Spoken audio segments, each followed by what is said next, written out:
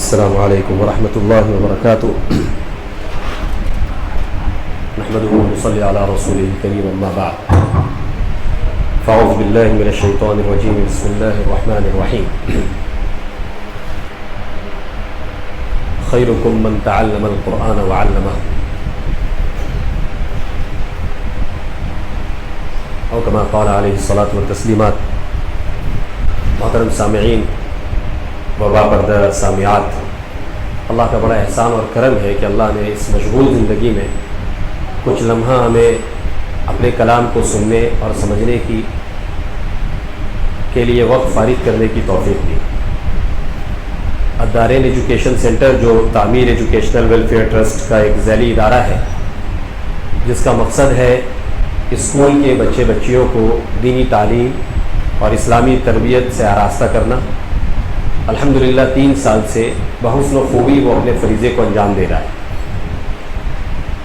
آپ لوگوں کے لیے میں معلومات کے لیے عرض کر دوں کہ الحمدللہ ہم لوگ 3 سے 4 جگہ اور دوسرے سینٹرز بھی چلاتے ہیں، اور ابھی 1 ہفتے قبل ہی ہم لوگوں نے آپ حضرات کی دعاؤں سے اور اپنے معاونین کی مدد سے الحمدللہ اس جگہ کو ہم نے ہائی رینٹ پر لیا ہے، اور اہل خیر حضرات ماشاءاللہ اس میں شامل ہوئے، اور جن کی یہ جگہ ہے اللہ ان کو بے حد جزائے خیر عطا فرمائے، صحت عافیت تندرستی سے نوازے کہ انہوں نے ایسے وقت میں ایسے کام کے لیے بہت ہی مناسب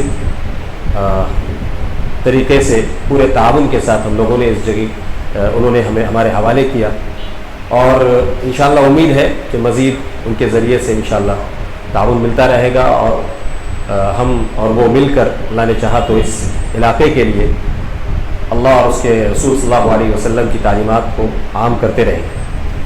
آج ایک اہم سلسلہ یہ ہے جو الدارین ایجوکیشن سینٹر کا ایک اہم کورس ہے۔ ایکچولی الدارین ایجوکیشن سینٹر میں تقریباً 6 کورسز چلتے ہیں، جس میں بچے اور بچیوں کے لیے تعلیم کا نظام ہے، بالغان کے لیے تعلیم کا نظام ہے، کچھ ایسی بہنیں یا ایسے بھائی جو قرآن کو سیکھ کر سمجھ کر ٹیچر بننا چاہتے ہیں اور ایسے مکاتب کے استاد بننا چاہتے ہیں، ان کے لیے قرآنک ٹیچنگ ٹریننگ کا بھی ایک پروگرام ہے، وہ بھی الحمدللہ ہم لوگوں کا چل رہا ہے بہت ہی اچھے طریقے سے، اور تقریباً 20 سے 25 ہمارے ابھی تک ایسے اساتذہ ہیں، استانیہ ہیں جو حافظ قرآن ہیں، عالم دین ہیں، کچھ بہنیں ہیں جو ٹرینڈ ہیں، گریجویٹ ہیں، کچھ WBCS کی تیاری بھی کر رہی ہیں ماشاءاللہ۔ ایسی بچیوں نے 6-8 مہینہ ہمارے یہاں تعلیم حاصل کر کے آج ہمارے مختلف برانچوں میں وہ خود آج تعلیم دے رہی ہیں۔ اسی میں سے ایک اہم شعبہ ہے تفہیم شریعت کا۔ تفہیم شریعت دراصل یہ ہے کہ شریعت کا نام ہم لوگ بہت سنتے ہیں، لیکن شریعت کو سمجھتے بہت کم ہیں، اور شریعت نام ہے قرآن کا۔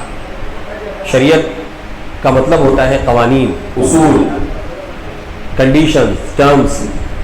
قرآن کریم ہی ہمارا اصول ہے، قرآن کریم ہی ہمارا دستور حیات ہے، لہٰذا الدارین ایجوکیشن سینٹر کی ہمیشہ سے یہ کوشش رہی ہے۔ الحمدللہ میں تاتی باغ بڑی مسجد میں جب تک امام تھا تو باقاعدہ وہاں تفسیر کا حلقہ لگتا تھا، اور جمعے کے نمازوں میں بھی میں نے اکثر و بیشتر جو باتیں کی وہ قرآن کی ہی روشنی میں کی، اور قرآن کی کسی نہ کسی آیت اور کسی نہ کسی رکوع کے ذیل میں وہ باتیں آئی۔ تو ہمارا مقصد ہی یہ ہے کہ ہم اپنی بات اور اس کی بات اور اس کی بات نہ کر کے بالمشافہہ اور ڈائریکٹلی ہم قرآن کی بات کریں، کیونکہ قرآن کریم ہی ایک ایسی کتاب ہے جس کے بارے میں اللہ تبارک و تعالیٰ نے خود گواہی دی ہے کہ یہی وہ کتاب ہے جو ہدایت کے لیے ہے، اور یہی وہ کتاب ہے جس میں شک و شبہ کی گنجائش نہیں۔ انشاءاللہ جتنا زیادہ ہم قرآن کریم سے جڑتے چلے جائیں گے اور قرآن کریم کو سمجھتے چلے جائیں گے، اور آج کے زمانے کے اعتبار سے قرآن کریم کا مطالعہ کرتے چلے جائیں گے کہ ہمارے اس زمانے میں قرآن کریم ہمیں کیا رہنمائی کرتا ہے، جتنے زیادہ ان باتوں کو ہم سمجھتے جائیں گے انشاءاللہ ہماری یہ جو ڈوبتی ہوئی کشتی ہے انشاءاللہ پار لگتی چلی جائے گی۔ اللہ تبارک و تعالیٰ سے دعا ہے کہ اللہ آج اس محفل کو جس کی آج سے ابتدا ہو رہی ہے اس کو دوام بخشے، اور انشاءاللہ جب تک ہماری سانس چلے اللہ تبارک و تعالیٰ قرآن کی خدمت میں ہم سبوں کو جوڑ کر رکھے۔ باقاعدہ یہ ایک تعارفی کلمات تھے، اب باقاعدہ تفسیری حلقہ انشاءاللہ یہاں شروع ہوگا۔ اس سے پہلے چونکہ آج پہلا دن ہے، میں چاہتا ہوں کہ باقاعدہ قرآن کی تلاوت سے ہم سب محظوظ ہوں، اور اس کے لیے میں جناب حضرت مولانا حافظ و قاری حذیفہ نوری صاحب دامت برکاتہم العالیہ سے مؤدبانہ گزارش کرتا ہوں کہ وہ تشریف لائیں اور تلاوت کلام اللہ سے اس محفل کا باقاعدہ آغاز فرمائیں۔ اعوذ باللہ من الشیطان الرجیم، بسم الله الرحمن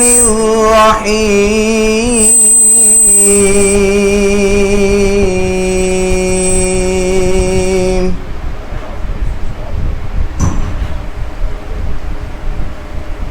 يا أيها الذين آمنوا اتقوا الله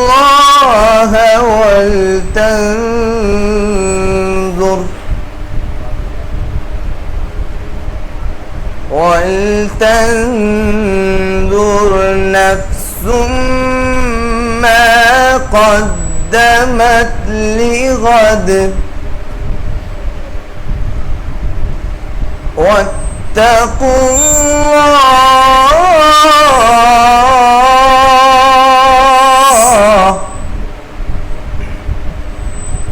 إن الله خبير بما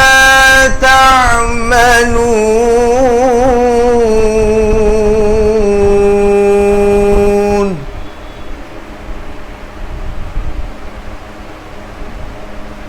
ولا تكونوا كالذين نسوا الله فأنساهم أنفسهم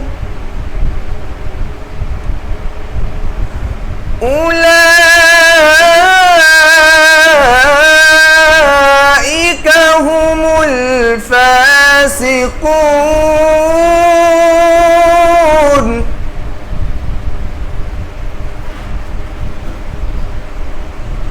لا يستوي أصحاب النار وأصحاب الجنة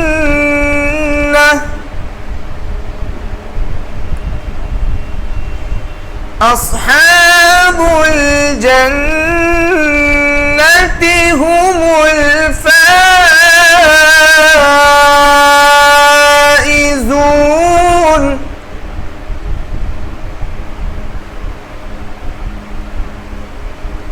لا يستوي أصحاب النار وأصحاب الجنة أصحاب الجنة هم الفائزون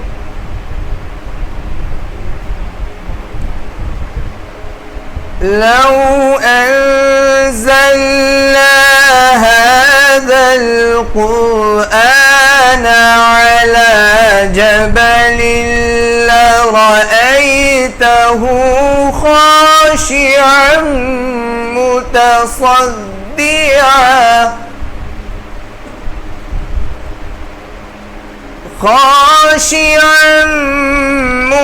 متصدعا من خشية الله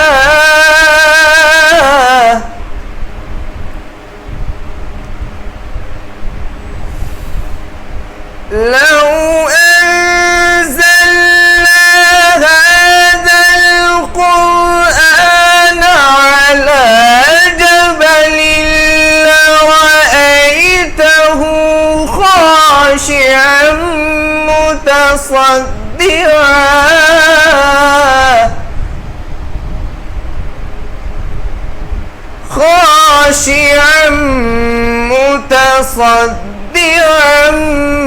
من خشية الله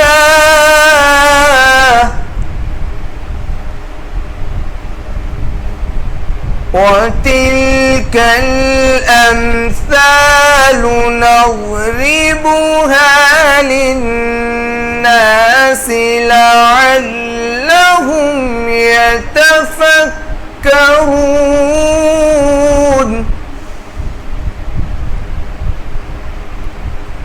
وتلك الأمثال نضربها للناس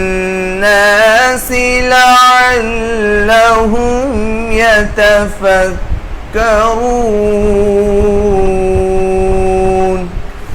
آمنت بالله صدق الله العلی العظیم. قرآن کریم کے حوالے سے ایک نظم سماعت فرمائیں.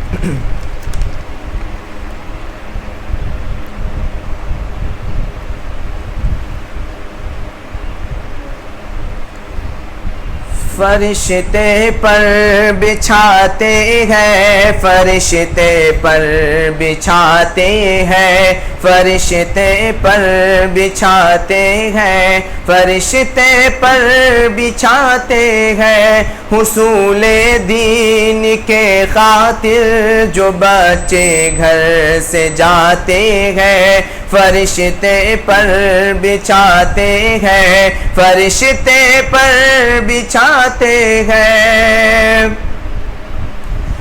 بروز حشر نوری تاج سر پر جگمگائے گا جو اپنے لاڈلے کو حافظ قرآن بنائے گا.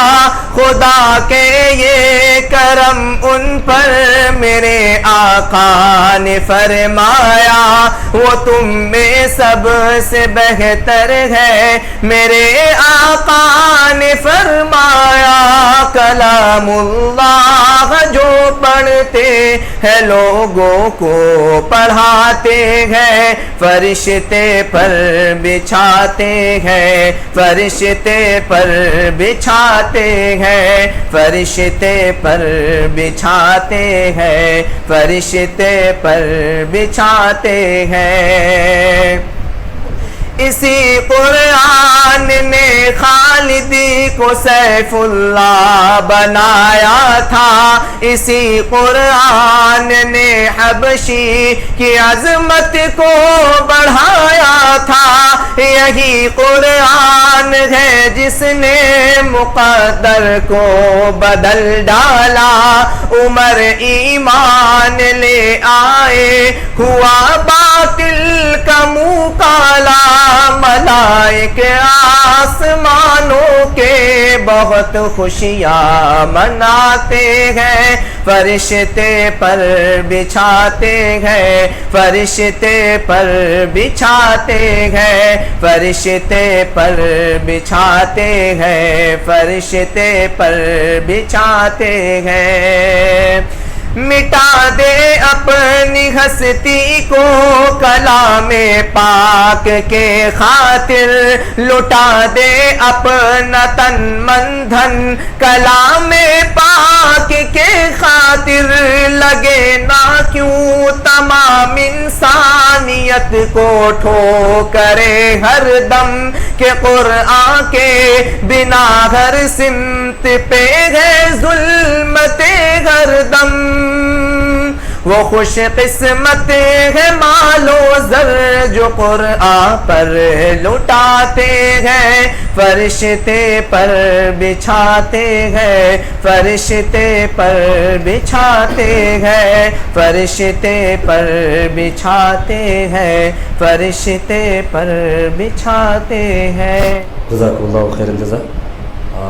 آج چونکہ پہلا دن تھا اس وجہ سے ہم لوگ معذرت خواہ ہیں تھوڑی تاخیر سے ہو رہی ہے لیکن انشاءاللہ 8-5-10 تک ہم لوگ ریپ اپ کریں گے اس کو اور انشاءاللہ اگلے ہفتے سے یہ سلسلہ چونکہ آج پہلا دن تھا سارا کچھ سیٹ اپ ہمارے لیے بھی نیا تھا بالکل اور امید ہے انشاءاللہ اس جگہ کو اور بھی ہم لوگ دیدہ زیب بنائیں گے آپ لوگوں کے لیے کمفرٹیبل بنائیں گے انشاءاللہ اور ہم سب کو مل جل کر ہی یہ کام کرنا ہے انشاءاللہ. تو میں چند تعارفی بات یہ کرنا چاہتا ہوں کہ قرآن کریم کو انشاءاللہ یہ سننا ہے ہم لوگوں کو قرآن کریم کو سمجھنا ہے اور قرآن کریم سے جو آج کے دور میں قرآن کریم ہر زمانے میں اس دور کے اعتبار سے علاج بتاتا ہے. انشاءاللہ قرآن کریم کی جو تفسیر یہاں کی جائے گی وہ آج کے دور اور پریزنٹ سینیریو میں قرآن کریم کس طرح سے ہماری رہنمائی کرتا ہے انشاءاللہ اس کو مد نظر رکھتے ہوئے کی جائے گی. ہمارا بھی مزاج ایسا ہی ہے اور الحمدللہ ہمارے عزیز چھوٹے بھائی جناب حافظ مفتی مولانا شمائل احمد عبداللہ ندوی جو الحمدللہ دارالعلوم ندوۃ العلماء جو مایہ ناز علمی درسگاہ ہے اور پورے عالم میں مشہور ہے اور الحمدللہ اس کے فارغین اور فضلاء پورے عالم میں دینی خدمات ہر زبان میں اور ہر لہجے میں الحمدللہ دین کی خدمات انجام دے رہے ہیں، اور خاص طور سے جو نئے فضلاء ہیں ماشاءاللہ ان کے اندر ایک الگ تڑپ اور ایک الگ لگن ہے قرآن کریم کو لے کر، اور یہی وہ ادارہ ہے جہاں سے حضرت مولانا مفکر ملت حضرت مولانا ابو الحسن علی میاں ندوی رحمۃ اللہ علیہ جڑے رہے الحمدللہ، اور انہی کی دعاؤں سے آج ندوہ جو ہے وہ ندوہ ہے الحمدللہ۔ تو ہمارے بھائی جنہوں نے دارالندوۃ العلماء سے فضیلت کی ہے الحمدللہ، اور اس کے بعد تخصص کی تفسیر کیا ہے، خاص طور سے قرآن کریم کے اوپر ہی انہوں نے 2 سالہ کورس کیا ہے الحمدللہ، تو ان سے زیادہ موضوع شخصیت ابھی اس محفل میں مجھے کوئی نظر نہیں آتی، اور ہمارے تعلقات میں جو بھی ہیں انشاءاللہ یہاں دیگر علماء اکرام بھی آیا کریں گے، قرآن کریم کے حوالے سے ہم گیسٹ لیکچرر بھی لائیں گے انشاءاللہ۔ کبھی کبھی ہو سکتا ہے بندہ ناچیز بھی چند باتیں آپ کے سامنے فکری طور پر رکھنے کی کوشش کرے گا، لیکن باقاعدہ ذمہ دار کی حیثیت سے ہم نے اس پروگرام کو حضرت مولانا مفتی شمائل احمد عبداللہ صاحب کے ذمہ کیا ہے، اور انشاءاللہ امید ہے کہ ان کی باتوں سے ہم سب بہت مستفید ہوں گے، اور انشاءاللہ ہمارے لیے ان کے کلمات جو ہے وہ مشعل راہ ثابت ہوگی۔ میں بلا کسی مزید تمہید کے اور وقت ضائع کیے ہوئے حضرت مولانا مفتی صاحب کو میں گزارش کرتا ہوں کہ آپ تشریف لائیں اور باقاعدہ قرآن کریم کی تفسیر کا آغاز فرمائیں۔ یہ سلسلہ وار انشاءاللہ چلے گا، ہو سکتا ہے قرآن کریم مکمل ہونے میں 5 سال لگے، لیکن ہم لوگوں کو جڑے رہنا ہے، کیونکہ آدھے ایک گھنٹے کے اندر قرآن کی تفسیر کو لانا ایسا ہی ہے جیسے کہ دریا کو کوزے میں سمانا، وہ مشکل ہے، لیکن انشاءاللہ ہمارے کام کی چیزیں انشاءاللہ اس میں آتی رہیں گی۔ ہم نے یہی ترتیب رکھی ہے کہ ایک ایک آیت کو اچھے طریقے سے ہم سمجھیں کہ قرآن کریم میں یہ چیزیں کیوں دی گئی۔ اللہ تبارک تعالیٰ سے دعا ہے کہ اللہ تبارک تعالیٰ ہماری ٹوٹی پھوٹی محنت کو قبول فرمائے، اور تمام معاونین کو اور تمام شرکاء کو اللہ بہترین جزا عطا فرمائے۔ جزاکم اللہ خیر جزا۔ السلام علیکم۔ السلام علیکم ورحمۃ اللہ وبرکاتہ۔ الحمد للہ رب العالمین، والصلاة والسلام على سید المرسلین محمد بن عبد اللہ الامین، وعلى آلہ الطیبین واصحابہ الغر المیامین، ما اتصلت عین بنظر ووعت اذن بخبر وسلم تسلیما کثیرا کثیرا، اما بعد فاعوذ باللہ من الشیطان الرجیم، بسم اللہ الرحمن الرحیم، وَإِنَّهُ لَتَنزِيلُ رَبِّ الْعَالَمِينَ نَزَلَ بِهِ الرُّوحُ الْأَمِينُ عَلَى قَلْبِكَ لِتَكُونَ مِنَ الْمُنذِرِينَ بِلِسَانٍ عَرَبِيٍّ مُبِينٍ۔ الحمدللہ آج تفسیر القرآن کا سلسلہ شروع ہو رہا ہے۔ پہلے میں اس پروگرام کے جو آرگنائزر ہیں جناب مولانا ابو طلحہ جمال قاسمی صاحب، ان کا شکر گزار ہوں، اور ساتھ ہی ساتھ تعمیر ایجوکیشنل اینڈ ویلفیئر ٹرسٹ اور کلکتہ کرکٹ کارنیول کا، کہ ان تمام حضرات کے جوائنٹ ایفرٹ کے ذریعے الدارین ایجوکیشن سینٹر کے تحت تفسیر القرآن کا یہ سلسلہ شروع ہو رہا ہے۔ تو چونکہ آج سب سے پہلا سیشن ہے تفسیر کا، تو مستقل باقاعدہ تفسیر شروع کرنے سے پہلے ہم قرآن کریم کے متعلق چند اہم باتوں کو جانیں گے کہ قرآن کریم یا اس سے پہلے جو آسمانی کتابیں اللہ تعالیٰ نے نازل فرمائی ہیں وہ کس طرح نازل ہوتی تھیں، قرآن کریم کے کیا حقوق ہیں، قرآن کریم کے وہ کون سے اصول ہیں جن کو جاننا ہمارے لیے بے حد ضروری ہے، جو قرآن کی تفسیر کو سمجھنے کے لیے ہمارے لیے مددگار ثابت ہوتے ہیں۔ ان اصول کو جانیں گے، اور اس کے بعد ہم پھر جمع القرآن کے سلسلے میں بھی بات کریں گے کہ قرآن جو آج ہمارے پاس موجود ہے ایک نسخے کی شکل میں، ایک کاپی کی شکل میں، ظاہر کی بات ہے کہ رسول اللہ صلی اللہ علیہ وسلم کے دور میں اس طرح قرآن کریم موجود نہیں تھا، بلکہ وہ مختلف چیزوں میں قرآنی آیتیں لکھی ہوئی تھیں۔ کس طرح یہ قرآن ہم تک آج اس شکل میں پہنچا ہے، ہم اس پر بھی بات کریں گے، اس کی ہسٹری کو بھی پڑھیں گے۔ تو سب سے پہلے ہم انشاءاللہ آج کے اس سیشن میں وحی کے متعلق کچھ بات کریں گے، چونکہ قرآن کریم نازل ہوا ہے وحی کے ذریعے، ریویلیشن کے ذریعے۔ اور وحی کسے کہتے ہیں؟ وحی اس ذریعے کو کہتے ہیں، اس پروسیس کو کہتے ہیں جس کے ذریعے اللہ تعالیٰ اپنے کلام کو یا اپنی کتاب کو یا اپنے احکامات کو کسی بھی منتخب نبی تک پہنچائے۔ وہ جو پروسیس ہوتا ہے، وہ جو ذریعہ ہوتا ہے، اسے وحی کہتے ہیں۔ تو چونکہ قرآن کریم بھی اس پروسیس کے ذریعے ہی نازل ہوا، تو اس پروسیس پر پہلے ہم بات کریں گے کہ وحی کس طرح نازل ہوتی تھی اور وحی کی ہمیں کیا ضرورت تھی، وحی کی حقیقت کیا ہے۔ تو سب سے پہلے میں وحی کی ضرورت کے متعلق حضرت مولانا مفتی تقی عثمانی صاحب مدد ظلہم العالی کی اس بات کو یہاں نقل کرنا چاہوں گا جو انہوں نے اس کے حوالے سے فرمائی ہے، اور بہت ہی اچھی بات ہے۔ دیکھیں، جب اللہ تعالیٰ نے انسان کو پیدا فرمایا اور اس دنیا میں بھیجا، ایک خاص مقصد کے ساتھ بھیجا اور چند ذمہ داریاں اس پر عائد فرمائیں، اس پر چند فرائض عائد فرمائیں، تو اس دنیا میں بھیجنے کے بعد اللہ تعالیٰ نے پوری دنیا کو، یہاں تک کہ پوری کائنات کو اس انسان کی خدمت میں لگا دیا، اس کی سروس میں لگا دیا۔ تو جب انسان اس دنیا میں آ گیا تو اس کے اوپر دو کام لازمی طور پر اسے کرنا ہے، دو کام ایسے ہیں جن سے کوئی مفر نہیں، کرنا ہی ہوگا۔ سب سے پہلا کام کیا ہے؟ سب سے پہلا کام یہ ہے کہ انسان جب اس دنیا میں آیا ہے تو اس دنیا میں جتنی بھی چیزیں ہیں، چونکہ اللہ تعالیٰ نے تمام چیزوں کو اس کے لیے ہی پیدا کیا ہے، تو وہ ہر چیز سے اس کا صحیح استعمال کرے اور ہر چیز سے اس صحیح فائدہ اٹھائے۔ جس طرح سورۃ البقرہ میں اللہ تعالیٰ نے ارشاد فرمایا هو الذی خلق لکم ما فی الارض جمیعا، کہ اس زمین میں جو کچھ بھی اللہ نے پیدا فرمایا وہ تمہارے لیے بنایا، انسانوں کے لیے بنایا، تو اس سے فائدہ اٹھانا یہ تو ہماری ذمہ داری ہے، یہ سب سے پہلا کام ہے۔ اور دوسرا کام کیا ہے؟ دوسرا کام یہ ہے کہ اس یونیورس اور اس دنیا کی چیزوں سے فائدہ اٹھاتے ہوئے ہم اللہ کے احکامات کو اپنے پیش نظر رکھیں، ہم کوئی ایسی حرکت نہ کر بیٹھے، ایسا عمل نہ کر بیٹھے جس کی وجہ سے اللہ تعالی ہم سے ناراض ہو جائے۔ تو یہ دو کام انسان کے اوپر ہیں، اور ان دونوں کاموں کو کرنے کے لیے انسان کو علم کی ضرورت ہے۔ بغیر نالج کے دونوں کام نہیں کیے جا سکتے۔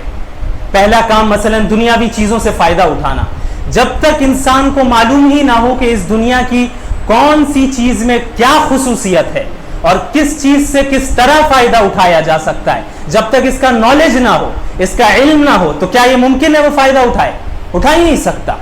آج جب بارش ہوتی ہے، پانی برستا ہے، تو آج کے دور میں اس پانی کے ذریعے الیکٹریسٹی فارم کیا جا رہا ہے، کتنی بڑی تعداد میں۔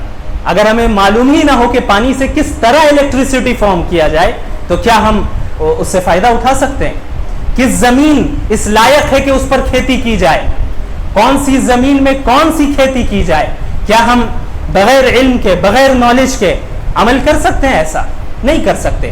تو دنیاوی چیزوں سے فائدہ اٹھانے کے لیے بھی ہمیں علم کی ضرورت ہے۔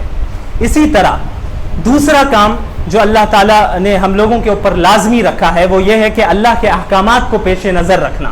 یہ بھی بغیر علم کے ممکن نہیں۔ اگر ہمیں معلوم ہی نہ ہو کہ کس کام سے، میرے کس عمل سے اللہ تعالیٰ خوش ہو رہا ہے، میرے کس عمل سے اللہ تعالیٰ ناراض ہو رہا ہے، کون سا عمل ہم کریں گے جس سے ہم جنت جائیں گے، کون سا عمل کریں گے جس سے جہنم جائیں گے، جنت کی حقیقت کیا ہے، جہنم کی حقیقت کیا ہے، جب تک اس کا علم ہی نہیں ہوگا تو ہم عمل کر سکتے ہیں؟ نہیں کر سکتے، ظاہر سی بات ہے۔ تو دونوں کاموں کے لیے علم ہمارے لیے لازمی طور پر ضروری ہے کہ ہم علم حاصل کریں۔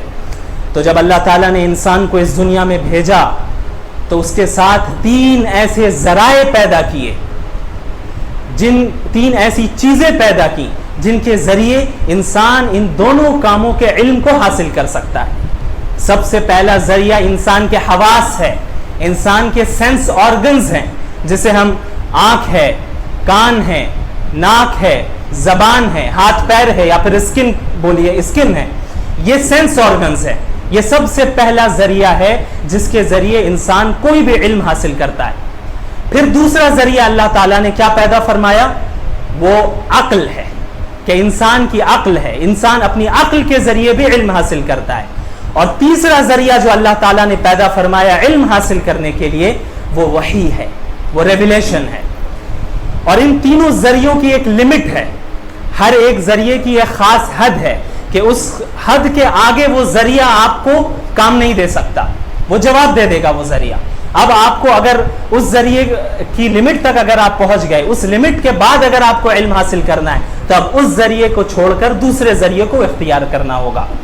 اور اس کی خاص ترتیب بھی ہے۔ مثلا آپ ایگزامپل کے طور پہ سمجھیے ایک انسان میرے سامنے بیٹھا ہے، تو ہم اپنے سینس آرگنز کے ذریعے، اپنی آنکھوں کے ذریعے یہ ہمیں معلوم ہو رہا ہے کہ ہاں سامنے بیٹھا جو شخص ہے وہ ایک انسان ہے، اور میری آنکھیں یہ بھی بتا رہی ہے کہ اس انسان کا رنگ کیا ہے، کیا وہ گورا ہے، کیا وہ کالا ہے، اس کے بال کیسے ہیں، بال سفید ہے، کالے ہیں، دکھنے میں کیسا ہے.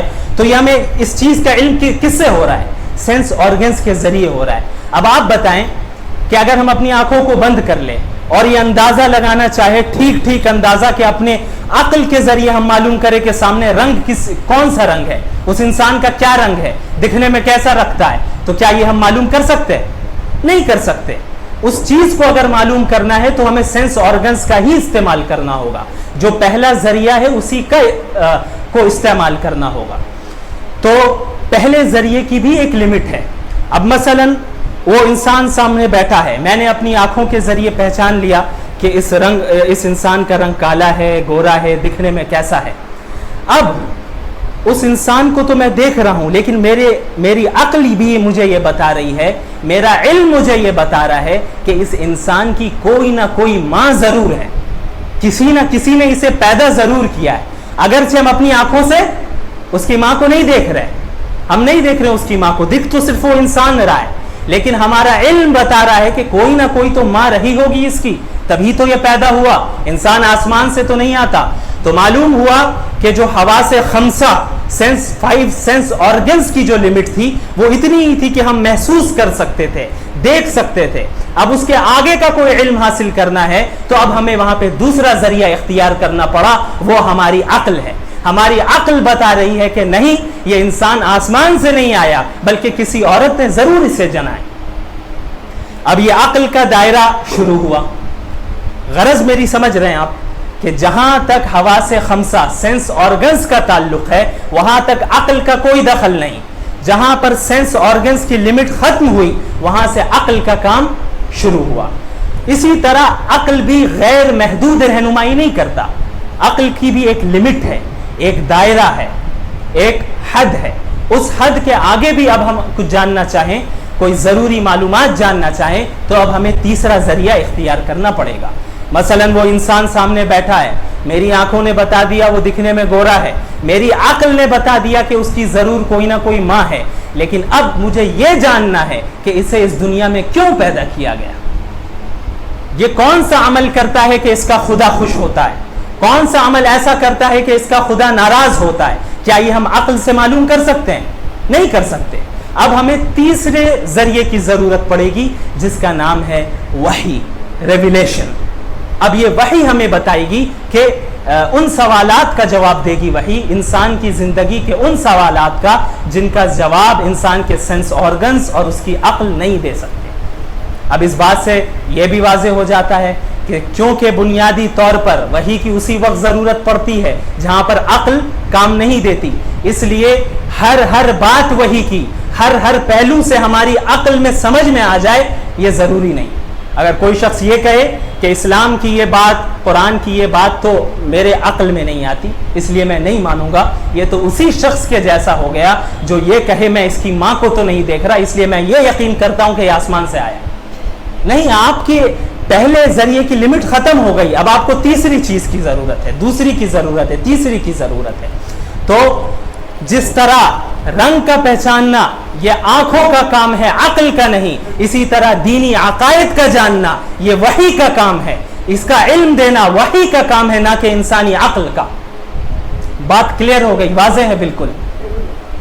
تو جب ایک بات واضح ہو گئی وحی کے متعلق الحمدللہ، تو اب ہم یہ جاننے کی کوشش کریں گے کہ انبیاء علیہم الصلاۃ والسلام پر وحی کس طرح نازل ہوتی تھی، وحی نازل ہونے کے کتنے مختلف طریقے تھے، کتنی قسمیں تھیں. اس کے متعلق اللہ تعالیٰ نے سورۃ الشورى میں بڑی صراحت کے ساتھ آیت نازل فرمائی اور فرمایا، آیت نمبر 51 اس میں فرمایا ما كان لبشر ان يكلمه اللہ، کہ کسی بھی انسان کے لیے یہ ممکن نہیں ہے کہ اللہ تعالیٰ اس سے بات کرے. اب یہاں ایک غور کریں اس آیت میں، یہ نہیں فرمایا کہ اللہ تعالیٰ کے لیے ممکن نہیں کہ وہ کس طرح بندوں سے بات کرے، بلکہ یہ فرمایا انسان کے لیے ممکن نہیں کہ اللہ اس سے بات کرے. یہ تو ممکن ہے کہ انسان اللہ سے بات کرے، نمازوں کے ذریعے، قرآن کے ذریعے انسان اللہ سے بات کرتا ہے، فرمایا ما کان لبشر ان یکلمہ اللہ، انسان کے لیے یہ ممکن نہیں کہ اللہ اس سے بات کرے سوائے تین ذرائع کے الا وحیا، سب سے پہلا ذریعہ کیا ہے؟ جسے ہم وحی قلبی کہتے ہیں. یہ ایک وحی کی ایک قسم ہے. اس میں یہ ہوتا ہے کہ اللہ تعالیٰ براہ راست ڈائریکٹلی، بغیر کسی فرشتے کے ذریعے کے، بغیر کسی اور واسطے کے، اللہ تعالیٰ براہ راست نبی کے قلب کو مسخر فرما کر وحی کا القاء کر دیتے ہیں. اس کے دل میں، نبی کے دل میں اس وحی کو ڈال دیتے ہیں. اس میں کسی کا واسطہ نہیں پڑتا. اس میں نبی کے حواس کا، سینس آرگنز کا بھی استعمال نہیں ہوتا. اس میں نبی کو کوئی آواز سنائی نہیں دیتی، کوئی چیز دکھائی نہیں دیتی. بس براہ راست دل میں وحی جم جاتی ہے، آ کر بیٹھ جاتی ہے. یہ الہام سے ملتی جلتی ایک صورت ہے. میں آگے بتاؤں گا کہ الہام میں اور وحی کی اس قسم میں کیا فرق ہے. اور ساتھ ہی ساتھ نبی کو یہ یقین بھی ہو جاتا ہے کہ یہ جو بات میرے دل میں آئی ہے یہ اللہ کی طرف سے ہے. اس بات کا 100% یقین ہو جاتا ہے. یہ بھی ایک وحی کی صورت ہے. اور اچھا، یہ صورت بیداری کی حالت میں بھی ہوتی ہے، کانشیسنس کی حالت میں بھی. جب آپ جاگے ہوئے ہوں، نبی جب بیدار ہوں، اس حالت میں بھی یہ کیفیت ہو سکتی ہے کہ بیداری کی حالت میں دل میں اچانک وحی کا القاء ہو جائے. اور یہی کیفیت نیند کی حالت میں بھی ہو سکتی ہے، خواب کی حالت میں بھی ہو سکتی ہے. اسی لیے انبیاء علیہم الصلاۃ والسلام کا خواب وحی ہوتا ہے، جھوٹا نہیں ہوتا، سچا ہوتا ہے. اس میں شیطان کی کوئی آمیزش نہیں ہوتی، کوئی ملاوٹ نہیں ہوتی. جس طرح ہمارے خواب میں، جس کا امکان ہوتا ہے کہ یہ اللہ کے طرف سے بھی ہو، یا تحدیث النفس ہو کہ جو دن بھر میں سوچ رہا ہوں وہی میں خواب میں دیکھ رہا ہوں، یا یہ ہو سکتا ہے کہ شیطان خواب میں آ جائے. ہم لوگوں کے لیے یہ ممکن ہے. انبیاء علیہم الصلاۃ والسلام کے لیے یہ ایسا نہیں ہے، بلکہ انبیاء علیہم الصلاۃ والسلام کا خواب بھی وحی ہوتا ہے. اسی طرح حضرت ابراہیم علیہ الصلاۃ والسلام کو جب حضرت اسماعیل علیہ الصلاۃ والسلام کو ذبح کرنے کا حکم دیا گیا، قربان کرنے کا حکم دیا گیا، تو وہ اسی قسم کی وحی سے حکم دیا گیا، انہیں خواب کے ذریعے سے حکم دیا گیا. سورہ صافات میں اس کی وضاحت موجود ہے، جس میں حضرت ابراہیم علیہ الصلاۃ والسلام فرماتے ہیں انی ارا فی المنام انی اذبحک فانظر ماذا ترى، میں نیند میں، خواب میں دیکھ رہا ہوں کہ میں تمہیں ذبح کر رہا ہوں، بتاؤ اسماعیل تمہاری کیا رائے ہے. کیونکہ باپ بھی جانتے تھے، بیٹا بھی جانتے تھے کہ نبوت کا تقاضا یہ ہے کہ جب خواب آئے تو وہ بھی وحی ہے، وہ انسانی نفس کی بات نہیں ہو سکتی، شیطانی ملاوٹ، شیطانی آمیزش نہیں ہو سکتی، وہ خالص وحی ہوتی ہے. تو ایک صورت تو یہ ہے کہ براہ راست اللہ تعالیٰ نبی کے دل کو مسخر فرما کر وحی کا القاء فرما دے. ایک صورت اس آیت میں سب سے پہلے بیان کی گئی. دوسری کیا قسم ہے؟ الا وحیا او من وراء حجاب. یہ دوسری صورت کو ہم کلام الہی سے بھی تعبیر کر سکتے ہیں. اس صورت میں یہ ہوتا ہے کہ اس میں بھی کسی فرشتے کا واسطہ نہیں ہوتا، کسی فرشتے کو ذریعہ نہیں بنایا جاتا، بلکہ اللہ تعالیٰ براہ راست اس نبی کو اپنے سے ہم کلامی کا شرف عطا فرماتا ہے. براہ راست اللہ بات کرتا ہے. اس صورت میں اس نبی کو اللہ تعالیٰ کی آواز سنائی دیتی ہے. وہ آواز کوئی عام مخلوق کی آواز نہیں ہوتی، بلکہ عجیب و غریب کیفیت کی حامل آواز ہوتی ہے، جس کا صحیح ٹھیک اندازہ ظاہر سی بات ہے ہمارے لیے ممکن نہیں. وہ تو وہی انبیاء علیہم الصلاۃ والسلام جانتے ہیں جنہوں نے اس آواز کو سنا ہے. تو یہ جو دوسری صورت بیان کی گئی کہ کلام الہی، جس میں اللہ تعالیٰ بغیر کسی فرشتے کے واسطے کے، بغیر کسی ذریعے کے براہ راست نبی کو ہم کلامی کا شرف عطا فرماتا ہے. اس میں نبی کو ڈائریکٹ اللہ کی آواز سنائی دیتی ہے، بالکل عجیب و غریب کیفیت کی حامل آواز ہوتی ہے، عام مخلوقات جیسی آواز نہیں ہوتی. جس طرح اللہ تعالیٰ نے قرآن میں فرمایا وَكَلَّمَ اللَّهُ مُوسَى تَكْلِيمًا، کہ اللہ تعالیٰ نے موسیٰ سے خوب باتیں کی. اللہ تعالیٰ نے موسیٰ سے ایسی باتیں کی جس طرح باتیں کی جاتی ہیں. تو یہ حضرت موسیٰ علیہ الصلاۃ والسلام کی ایک استثنائی فضیلت ہے کہ براہ راست اللہ سے ہم کلامی کرنے کا یہ شرف انہیں حاصل ہوا. مفسرین نے اور محدثین نے، ہمارے علماء نے یہ بیان کیا ہے کہ انبیاء علیہم الصلاۃ والسلام میں سے 3 نبی ایسے ہیں جن کو یہ شرف حاصل ہوا. سب سے پہلے حضرت آدم علیہ الصلاۃ والسلام. صحیح ابن حبان کی ایک روایت ہے جس میں ایک صحابی رسول نے اللہ کے رسول صلی اللہ علیہ وسلم سے پوچھا یا رسول اللہ کیا آدم علیہ السلام نبی تھے؟ تو آپ صلی اللہ علیہ وسلم نے ارشاد فرمایا جی ہاں نعم نبی مکلم، کہ وہ نبی مکلم تھے، یعنی وہ نبی تھے جن کو اللہ سے ہم کلامی کا شرف حاصل ہوا۔ پھر دوسرے موسیٰ علیہ السلام ہیں جن کے تعلق سے قرآن نے واضح طور پر بیان کیا کہ اللہ تعالیٰ نے موسیٰ کو ہم کلامی کا شرف عطا فرمایا۔ اور تیسرے آخری نبی محمد الرسول اللہ صلی اللہ علیہ وسلم کو یہ شرف حاصل ہوا، یہ فضیلت حاصل ہوئی۔ لیکن حضرت آدم علیہ السلام کو بھی جو یہ شرف حاصل ہوا یہ آسمان میں ہوا، اس دنیا میں آنے سے پہلے، اور محمد الرسول اللہ صلی اللہ علیہ وسلم کو بھی جو یہ شرف حاصل ہوا یہ بھی آسمان میں ہوا، شب معراج کے موقع پر 7ویں آسمان پر یہ فضیلت رسول اللہ صلی اللہ علیہ وسلم کو حاصل ہوئی۔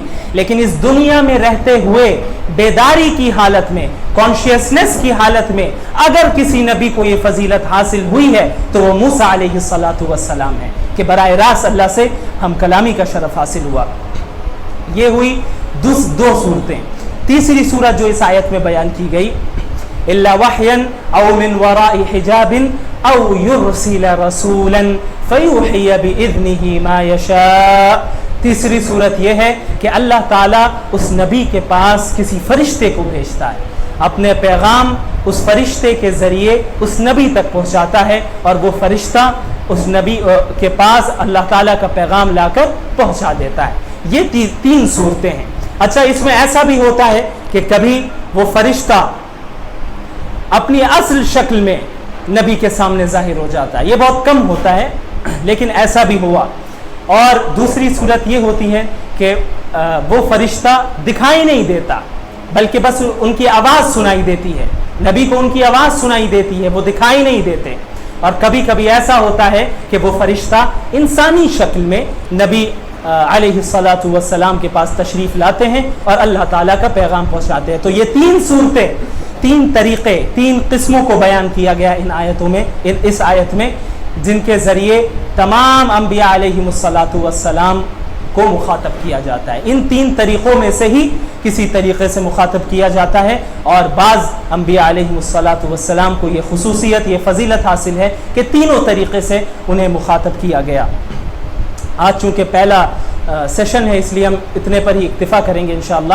اگلے سیشن میں ہم مزید اس پر بات کریں گے کہ محمد الرسول اللہ صلی اللہ علیہ وسلم پر وہ کون سے طریقے تھے، وہ کون سی قسمیں تھیں جن کے ذریعے یہ قرآن بھی نازل ہوا اور دیگر احکامات بھی اللہ کے نبی صلی اللہ علیہ وسلم پر نازل ہوئے۔ وحی کے مختلف طریقے کیا ہیں جو قرآن و حدیث میں واضح طور پر بیان کیے گئے ہیں انشاءاللہ تعالی۔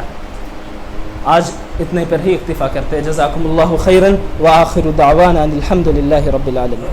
امید ہے کہ بہت معلومات افزا رہی ہوگی انشاءاللہ، اور انشاءاللہ آہستہ آہستہ قرآن کریم کی یہ علوم القرآن کہلاتے ہیں، قرآن کریم کو سمجھے کیسے ہم، وہ بہت اہم چیز ہے کہ اس چیز کو پہلے ہم جانیں، کہ جب تک یہ پتہ نہ ہو کہ یہ چیز کتنی اہمیت کی حامل ہے اور اس کے اندر کیا ہے، کس طرح سے اس کے خزانے نکلیں گے، تب تک ہم قرآن کریم سے صحیح طریقے سے مستفید نہیں ہو سکتے۔ تو قرآن کریم کے ترجمے اور تفسیر کو سننے سے زیادہ اہم یہ ہے کہ اس سے پہلے علوم القرآن کو سمجھے کہ یہ کس کا کلام ہے، کس طرح سے آیا ہے، کیا پاسبلٹیز ہے یا نہیں اس کے آنے کی اس طریقے سے۔ یہ بہت اہم چیز ہے انشاءاللہ۔ انہی باتوں سے اور انہی امپورٹنٹ کچھ چیزوں کو لے کر 1-2 ہفتہ ہو سکتا ہے یہ سلسلہ چلے، اور طویل بھی چل سکتا ہے، لیکن مجھے امید ہے کہ آپ کو یہ نہیں لگے کہ یہ قرآن کریم کی تفسیر نہیں ہو رہی ہے، کیونکہ ہم لوگوں نے یہ طے کیا ہے یہاں پہ شہر کلکتہ میں بہت جگہ تفسیر ہوتی ہے، بہت سارے لوگ کرتے ہیں، لیکن ہم نے یہ بات طے کی ہے کہ اس کو ہم عوامی نہیں رکھیں گے، یعنی علمی رکھنا ہے اس کو۔ اور مجھے پتہ ہے کہ ہمارے آڈینس بھی وہی ہوں گے جو علمی نکات سے ان کو سروکار ہوگا انشاءاللہ۔ ایسے علم والے اور ایسے دانشوران یہاں تشریف لائیں گے کہ قرآن کو کما حق ہو قرآن کے طریقے سے وہ سمجھیں گے انشاءاللہ۔ تو مجھے امید ہے کہ یہ باتیں تھوڑی سی ہو سکتا ہے ثقیل ہو بعض لوگوں کے لیے، ایسا لگے کہ بہت سارے اصول بیان کیے جا رہے ہیں، بہت ساری باریکیاں بیان کی جا رہی ہیں، لیکن آپ ذہن کو اپنے واضح طور پر رکھیں کہ قرآن کریم سے جب انسان جڑتا ہے اور کچھ لمحہ اس کے ساتھ گزارتا ہے تو پھر آپ کے دل و دماغ میں ایسا نور چھائے گا اور ایسی سحر انگیزی ہوگی کہ اس کے بعد پھر آپ کو اس کے سنے بغیر مزہ نہیں آئے گا۔ چونکہ ہم مسلمان ہیں، ہماری بہنیں بھی سن رہی ہیں، اور ہم لوگوں کو پتہ ہے کہ پوری زندگی کا لب لباب اور خلاصہ یہ ہے کہ ہمارا رب ہم سے راضی ہو جائے اور ہم سے ملاقات کرے، وہ ہم سے خوش ہو جائے، جس کے لیے اس نے ہمیں پیدا کیا ہے۔ انشاءاللہ جب رب کے کلام کو سنیں گے، رب کے اوامر اور ہدایات کو سمجھیں گے، تو دل کے اندر وہ داعیہ بھی پیدا ہوگا کہ کیوں ہم ایسے رب کے قریب نہ جائیں جو ہماری اتنی خبرگیری کرتا ہے۔ ہمارا تذکرہ اللہ تبارک و تعالیٰ نے قرآن کریم میں فرمایا وَفِي أَنفُسِكُمْ أَفَلَا تُبْصِرُونَ، ہم نے تو تمہارا ذکر اس میں رکھا ہے، تمہارے جسموں کے اندر ہم نے اپنا ذکر رکھا ہے، اور اس کتاب کے اندر تمہاری باتیں ہیں، تم پڑھو تو صحیح۔ اور اسی طریقے سے اللہ تبارک و تعالیٰ نے فرمایا افلا يتدبرون القرآن ام على قلوب اقفالها، کتنی بہترین بات اللہ تبارک و تعالیٰ نے فرمائی۔ آپ دیکھیں کہ عام لہجوں میں اگر ہم گفتگو کریں اور اس کا ترجمہ کریں کہ بات سمجھ میں نہیں آتی ہے تم کو، ایک دم دماغ اور دل پر کیا تالا لگا کے بیٹھ گئے ہو، یہ ہے یہ سینٹینس جو آج کے ماحول میں اگر ہم سمجھنا چاہیں اس قرآن کی آیت کو تو یہی وہ جملہ ہے۔ بات سمجھ میں نہیں آ رہی ہمارے، پوری امت مسلمہ آج جس سے اس کو استفادہ کرنا چاہیے تھا اس سے سب سے زیادہ دور ہے۔ اسی لیے کسی شاعر نے کہا ہے قرآن کی ترجمانی کرتے ہوئے کہ مجھ کو بھی پڑھ کتاب ہوں مضمون خاص ہوں، مجھ کو بھی پڑھ کتاب ہوں مضمون خاص ہوں، مانا تیرے نصاب میں شامل نہیں ہوں میں۔ مسلمانوں کے نصاب سے یہ کتاب نکل گیا، اور ہمارے بڑے چھوٹے، ہمارے بزرگ، کوئی بھی ہو، بہنیں ہو، بھائی ہو، سب کی زندگی سے یہ کتاب نکل چکی ہے آج۔ یہاں تک کہ میں اور بات بتاؤں کہ اگر اکثر و بیشتر جو لوگ یہاں موجود ہیں، اگر ہم فرض قرآن ان سے سننا چاہیں، فرض کا مطلب ہے کہ نماز میں اتنی تلاوت کرنا فرض ہے جس سے نماز ادا ہو جائے، اگر اتنی قرآن کی تلاوت آپ لوگوں سے سننا چاہیں، میں بھی اس میں شامل ہوں، تو ہو سکتا ہے کہ ایسی غلطیاں ہو جائے جس کی وجہ سے وہ فرض بھی ادا نہ ہونا ہے۔ حقیقت ہے، ترجمہ اور تفسیر، قرآن کے مفہوم کو سمجھنا، قرآن کے اسباق سے اور اس میں موجودہ واقعات سے سبق حاصل کرنا، یہ تو سیکنڈری درجہ ہے۔ پہلی بات تو یہ ہے کہ اللہ کے کلام کو کما حق ہو، اللہ کے کلام کی طرح پڑھنا چاہیے۔ بہت افسوس کی بات ہے کہ امت کے جو آج احوال ہیں وہ اسی وجہ سے ہے کیونکہ اللہ نے اور ہمارے پیدا کرنے والے نے جو گائیڈ دیا تھا، جو منشور دیا تھا، جو دستور دیا تھا، جو اصول دیا تھا، سب سے زیادہ اگر حق تلفی کی گئی ہے تو اسی قرآن کے ساتھ کی گئی۔ اسی لیے اللہ تبارک و تعالیٰ نے جگہ جگہ ان آیتوں کا ذکر کیا کہ بھائی ان کے دلوں پر جو ہے مہر لگا دیا گیا ہے۔ پھر اللہ نے یہ بھی ذکر کیا کہ تم دیکھتے نہیں، پڑھتے نہیں۔ اللہ کے نبی نے کہا کہ میری امت نے اس قرآن کو تو مہجور بنا دیا، یعنی چھوڑ دیا بالکل، اور قیامت میں خود قرآن کریم دعویٰ کرے گا ہمارے خلاف اگر ہم نے آج بھی اپنے وقت کو فارغ نہیں کیا، قرآن کو سمجھنے کی کوشش نہیں کی، قرآن کو صحیح لہجے میں اور صحیح تلفظ کے ساتھ پڑھنے کی کوشش نہیں کی۔ آپ یقین جانیں یہ قرآن ہمارا دامن پکڑنے والا ہے، زندگی کا کوئی بھروسہ نہیں۔ الحمدللہ مختلف پروگرام الگ الگ مساجد میں الگ الگ علماء بہترین خدمات انجام دے رہے ہیں۔ آج دینیات مکتب رواں دواں ہے، تمام مسجدوں میں مکاتب کا قیام ہو چکا ہے، دارین ایجوکیشن سینٹر بھی اسی کی چین میں سے ایک چین ہے۔ الحمدللہ ہم بھی چاہتے ہیں کہ ہر کمپلیکس میں، ہر علاقے میں، ہر گلی نکڑ پر ایسے ادارے قائم ہوں جہاں پہ امت مسلمہ کے نونہالوں کو اور بڑے بزرگوں کو قرآن کریم سے قریب کرنے کی محنت چلائی جائے۔ انشاءاللہ امید ہے کہ آپ حضرات ہم لوگوں کو دعاؤں میں یاد رکھیں گے، اپنے تعاون بھی ہمارے شامل حال رکھیں گے، اور جس کے پاس بھی جس طرح کی گنجائش ہوگی انشاءاللہ اس کے ذریعے سے وہ تعاون کریں گے۔ یہ بہت اہم وقت چل رہا ہے امت کے لیے اور بہت ہی ٹرننگ پوائنٹ کا دور ہے۔